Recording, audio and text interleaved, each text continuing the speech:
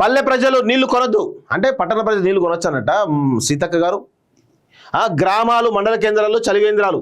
అయ్యయ్యో ఈమె మంత్రి హోదాలో ఉండి ఏం మాట్లాడుతున్నారో అర్థం కాదు. అంటే ఇక్కడ విషయం ఏంటంటే గ్రామాలు మండల కేంద్రాల్లో చలివేంద్రాలు ప్రభుత్వం పెట్టినా పెట్టకపోయినా ప్రజలు ఏదో విధంగా స్వచ్ఛందంగా సమాజం మీద సోయినటువంటి వాళ్ళు ఖచ్చితంగా ప్రతి ఊర్లో పెట్టుకుంటారు. అది కామన్గా జరిగే విషయం. చలివేంద్రాలు పెడతామని అనడం ప్రభుత్వాన్ని యొక్క ఈరోజు చేతగానితనంగా అనుకోవచ్చు. పల్లె ప్రజలు తాగునీళ్లను డబ్బులు పెట్టి కొనే పరిస్థితి ఉండకూడదని మంత్రి ధనసరి సీతక్క పేర్కొన్నారు. వారికి మిషన్ భగీరథ నీటిని ఉచితంగా సరఫరా చేసేందుకు ఏర్పాట్లు చేయాలని అధికారులు ఆదేశించారు.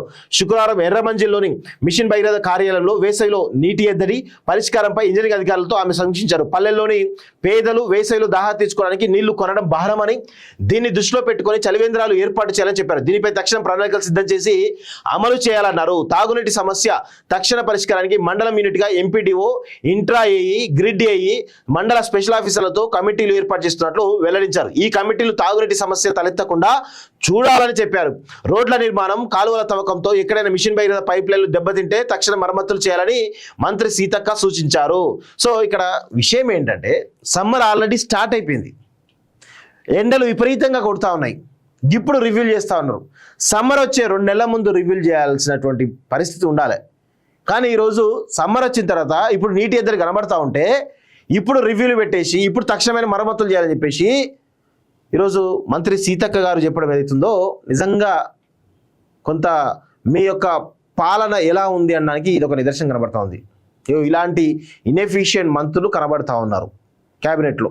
దయచేసి దీనిపైన రాష్ట్ర ప్రభుత్వం ఏఐసిసి దృష్టి పెట్టాలి.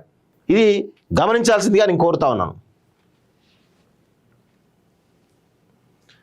నెక్స్ట్,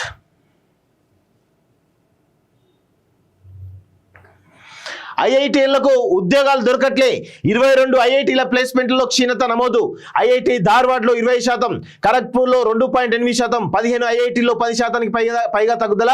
ఉన్నత విద్యా స్టార్టప్ల వైపు విద్యార్థుల ఆసక్తి. పార్లమెంటరీ కమిటీకి కేంద్ర విద్యాశాఖ నివేదిక అంటూ చూస్తూ ఉన్నాం. సో ఐఐటీలను ఇబ్బడి ముంబడిగా పెంచడం ఏదైతే ఉందో దానివల్ల కూడా ఐఐటీల యొక్క నాణ్యతమైనటువంటి విద్య తగ్గిపోయింది.